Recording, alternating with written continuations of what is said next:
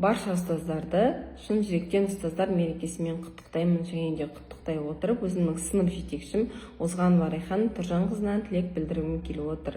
Сізге денсаулық, бақыт, ұзақ өмір, ана бақытын тілеймін. Жұмысыңызға сәттілік пен молшылық тілеймін. Және де бізге адал болуды, шыншыл болуды, қарапайым болуды, ақ пен қараны ажыратып білуді үйретіп, бойымызға тәрбиені дарытып, анамыздай жақын бізбен сырласып, әрқашан бізді қолдап, пейіл мен ниеттің кең болуын үйретіп, қасымызда ақылшы болып, адал, өте қарапайым ұстаз болғаныңызға үлкен алғыс білдіремін. Сізге көп-көп рахмет. Жұмысыңызға сәттілік, табыс тілеймін.